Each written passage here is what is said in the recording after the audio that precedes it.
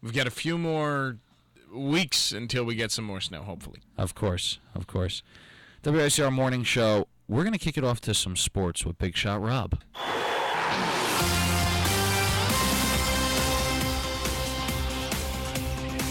Hi, I'm Big Shot Rob, and I'm here with your sports update for the week. Well, today at 3 p.m., the NBA trade deadline will end. Some major teams that are going out into trades are the Knicks, Cavaliers, Nets, Rockets, Lakers, Wolves, Celtics, Suns, Nuggets, and Raptors.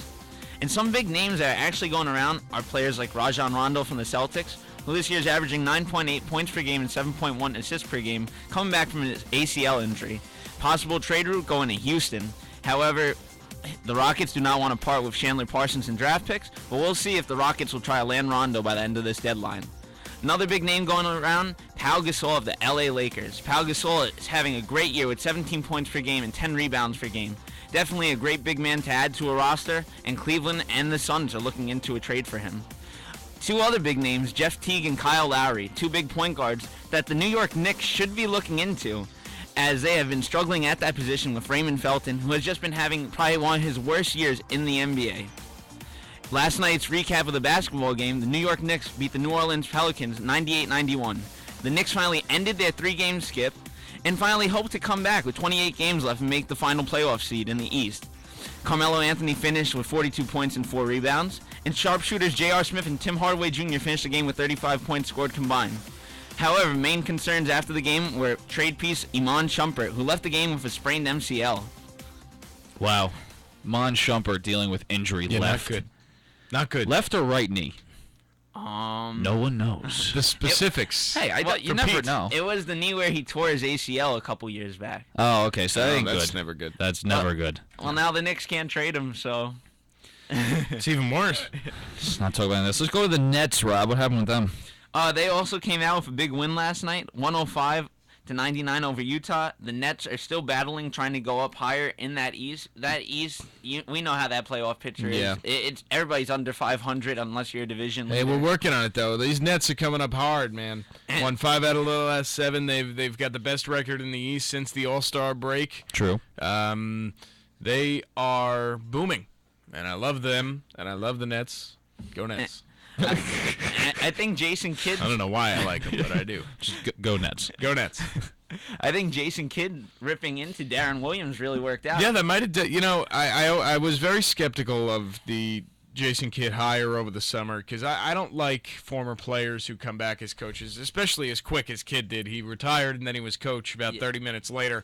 And I like the stunt he pulled with the water. Yes, me or too. Or the Gatorade, whatever it was. See, I like a good amount of gamesmanship, and that was perfect. Just but, it could have ruined his legacy. It really could have if this didn't work out well for him, and it really started to look like... It was very risky on his part. Yeah, it really looked like it wasn't going to work out well, and he was going to be the guy. He was going to be the GOAT for this year. And fortunately for him and fortunately for the Nets and their fans, he's been able to turn it around on the bench, and the team has responded nicely. They traded last night, I think, for Marcus Thornton. Yes. So that's just another piece to add into that already dynamic starting 5, but with Lopez out for the year, Thornton can obviously help a lot, and he will. Who did they get rid of? Terry and Evans? Yeah. Yeah. And Terry, who came over in the Celtics trade. Yeah. Right? Yeah. And that's pretty sad, though, because Kidd and Terry were teammates together. Yeah. So you wonder how he's feeling after having to see him go. And then Reggie Evans, who had a career year last year with rebounds. Yeah, Reggie Evans was one of my favorite players on the Nets. Him and Andre Blatch, actually, are my 2 favorites. Not sure why. I just like them. And that's that. Oh, thank you, Ken. You're welcome. Ken's got some great stories here on the morning show. Yes, I try. Which you can be listening to live on Ustream.com and Live365.com by just searching the keyword WICR. It's not that hard. It's so simple. It really is. I mean, I couldn't figure it out the first time, but it's simple. I don't think you're supposed to tell people that. What? I don't think you're supposed to tell people that you can figure it out. It was a joke. I don't believe you. Okay. Like us on Facebook, YouTube, Twitter. If you want to check out any previously recorded shows, go to YouTube, youtube.com/WICR Gales Radio. Like us on Twitter at Iona WICR, and then Facebook. The link I said last time is WICR Iona College Radio. Go check it out. You will not be disappointed. We got our man Anthony Carlo on the social media, doing Facebook. A lot of posts. Beautiful. A lot of the YouTube stuff does go on Facebook, so it's very easy to find. You don't even need to go to the YouTube. But I suggest going to the YouTube anyway, because not every single show makes it, because the newsfeed will be blowing up with YouTube videos, and we have to keep it, not annoying, I guess you could say. Yeah. Facebook.com. It's Facebook.com. Killing grades since, when was it started? 2006? Yes, I believe so. All right, so let's go on to hockey, USA hockey, because, of USA, course, baby. the NHL is in the Olympic break right now. Rob, tell me the good news. Well, we're going on to the semifinals Yes. after a 5-2 win over Czech Republic. However, we will be playing Canada on Friday, who we previously lost to, and this would just be an awesome revenge game. Yeah. Yes, Yeah, great so revenge game. first matchup between U.S. and Canada since the gold medal game last time around in Vancouver. You remember that game, 3-2 loss in overtime. Sidney Crosby with the overtime winner against Ryan Miller, who will be watching from the bench this time. Jonathan Quick will most likely get the go, Of course. for the United States. Yeah, they're not gonna, they're gonna Great bench game from them yesterday. Parise with 2, Backey scores Yes. another, Brown. They did. Phil Kessel scored. These guys score at will, it seems. Did Nash score? I feel like I got Did a... Nash score? No, he did not. No. I think it was I Shea got a, Weber, and I don't remember who scored the other goal. I get the weirdest updates from ESPN. They literally say, oh, Nash went scoreless. I don't want to know if Nash went scoreless. Well, you're probably following the Rangers, so they're probably just giving you. I am updates following on the that Rangers. too, so No, I am, but it's nice of them. It's nice of them. It's nice to let me know that Kind a of. Rangers guy is not doing well on his team. It's Yeah, nice, yeah. So Makes me feel nice inside. And you know what's funny? They didn't tell me that Stepan was cut. They didn't, he's just not playing. It's fine. they keep out the really bad details. He's there. He's just not playing. He's Gets a hanging free out. trip to Sochi. Yeah. On the other end, Finland beats down home team Russia, 3-1 final. So Russia's out. They're done. Yes, and Sweden will be playing And Finland. Sweden and Finland will And go on. King Henrik, Yep. with his second shutout in the Olympics with 19 saves. I feel he really just steps it up when it comes to the Olympic Games. Yeah, he really- And I then when he mean- goes on the Rangers, he just stinks. He is really very good at this whole he thing. is. He loves the pressure. He loves the atmosphere. And he is playing off the top of his head as he always does. It seems like he He always definitely does. works under pressure. And let's bring it back to the Rangers. When he's not in, I get scared for Talbot. Yeah. Because Talbot has this thing where he had 2 good games, and everyone was screaming for him to be in. Oh, Henrik is not starting well, blah, blah. Meanwhile, he's not doing too good either. Yeah. Henrik has stepped up his game ever since the Olympic break. Ever since the Olympics were revealed who's going to be on the teams. He was on Team Sweden. He was like, all right, let's go. I'm on Sweden. Yeah. I'm just afraid that these players are going to come back to the NHL and be like, all right, the Olympics are over. Yeah. Whatever. We got another 40 games. Yeah. 30 I games. mean, who knows? Yeah. I mean, maybe this could spark something. Definitely. I never know. still hold him though for 06 when they won the Olympics, and then that Rangers team could have gone to the Stanley Cup in 06.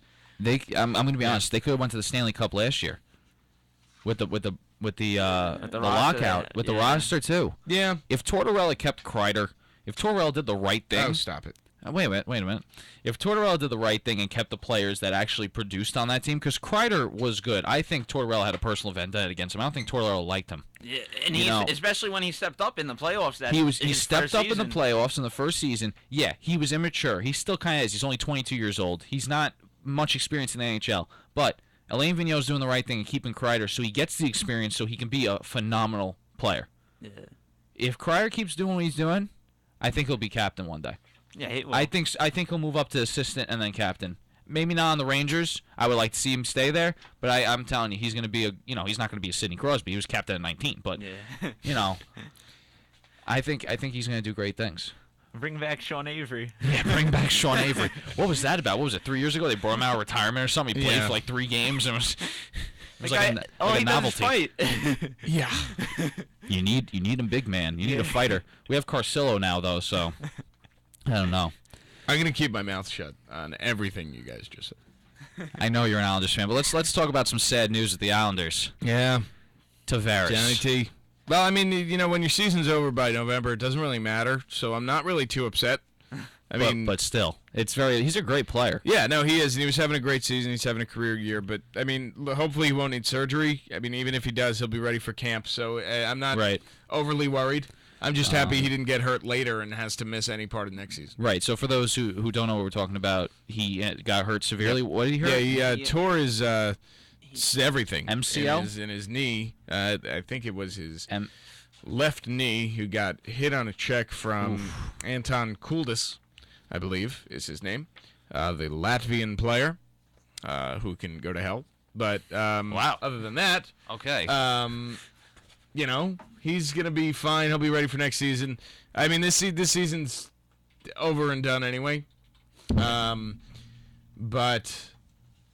hopefully the end of the year gives us a chance to take a look at players like Strome and Nelson, see what they can do on a top line that will be playing without Vanek and Tavares, and so not much of a top line, so maybe not a good benchmark for these two young guys. Who do you think is going to be quote-unquote captain for the rest of the season then? Nobody. They're going to leave it? They'll leave it as is, and that makes sense. They'll put out another A. They'll probably put another A. Yeah, they'll put an A out there. Maybe, I don't even know who else would. Everybody else is going to get traded, hopefully. But you want Okposo to go? No, he can stay. But everybody else can go. Everyone else can go. Fire sale. You wonder with the Islanders, though. Their team, they made the playoffs last year in that lockout season. They're a great comeback team. But all these years where they finish in bad places in the East, and you wonder how this team hasn't rebuilt yet, though. How this team hasn't been a big conference team when they've finished low, which means you get a top draft pick. I feel like. I mean, what's happened is they haven't finished as poorly as people have thought. Right. They finished in the 20, in the league, the 24, 25, 23 spots, and have not been getting top draft picks. Their only top draft pick has been John Tavares, and that has obviously panned out very well. Their other draft picks have been people like Nino Niederreiter and Griffin Reinhart and Ryan Strome, people who need more time to develop because they're not clear number 1 overall picks. They're number 4 picks, number 5 picks, number 6 picks. They're not picks that are just going to be, ready to go as they're drafted. So obviously, it's disappointing if you're an Islander fan to see this team continue to struggle, especially after making the playoffs last year. And the season kind of it's rough. It's a setback. It's not what you wanted to see at all. But you do also need to realize that it's not over. The season's over, but the rebuilding is not over. They do have a solid core of players that will hopefully be returning. They have solid amount of trade bait where they can get actual roster players to fill voids that they have. And that is all part, I would assume, all part of the plan. Now, a lot of people this year saying that the offseason just wasn't good enough to get them prepared for the season. That's more than right. Their entire offseason, Pierre-Marc Bouchard and Peter Regan got traded to Chicago 2 weeks ago for a third-round pick, which is higher than I thought you could get for either one of them, and a bag of pucks. It's their offseason was bad. Their offseason was really bad. You go into the season with Evgeny Nabokov and Kevin Poulin as your goalie, and maybe you think to yourself, maybe this isn't the year yet. And a lot of fans obviously want it to be the year all the time, but it can't always be the year. Sometimes you have to say, okay, this isn't our year. And I think that's what the plan was going into the season. It's not an acceptable plan if you're a fan. It's not an acceptable plan if you're somebody looking in from the outside to say, okay, we're not going to compete. And I don't think they thought we were going to be this terrible, which we are. But there was a stretch in the middle of January where it was not terrible. It was really good, and that's exactly what the plan was, to go with the squad that got them to where they were last year in the lockout shortened season and attempt to build on that with the squad they had. Clearly, it did not work, and I think they knew that even if it didn't work, they were going to get an opportunity to take a look at Kevin Poulin, who's a young starting goalie, and say, okay, he's not ready. He's not going to be able to handle a starting job. This summer, there is an overload of goaltenders hitting the free agent market, all of whom would be a very good fit for the starting job on the island. Nabokov, he's 40 years old. Enough is enough. He's going to be a great backup goaltender next year for a team. I don't know who it is. It might be the Islanders, and I hope it is because he really is solid. He's a very solid netminder who can play 20 to 30 games, and that's it. he does not play 60 anymore. He's 40 years old. It can't happen. Kevin Poulin can't play 60 games because he's bad, and now we know that. And it's fine that we do. But you know what? It's an unacceptable season from a fan standpoint. Hopefully it's an acceptable season from the development standpoint. Hopefully things have gone well with a lot of the prospects who we're looking at. I mean, right now when you look at the Islanders defense corps, you have Andrew MacDonald, who is probably the most overrated defenseman in the entire National Hockey League. Not overrated by Islanders fans because we know that he's bad, but people are going to trade. They're going to give up a bounty for him. Probably a low first-round pick. Probably a low first-round pick is going to be traded for Andrew MacDonald. I don't know why. I'm not questioning it. I want it. Good. Andrew MacDonald's going to go. Travis Hamonic signed long-term. He's here. Solid. No big deal. Matt Karkner, Radek Martinek, and then a bunch of kids. And that's fine. And Radek Martinek and Matt Karkner can go sail off into the sunset together. Far away from here.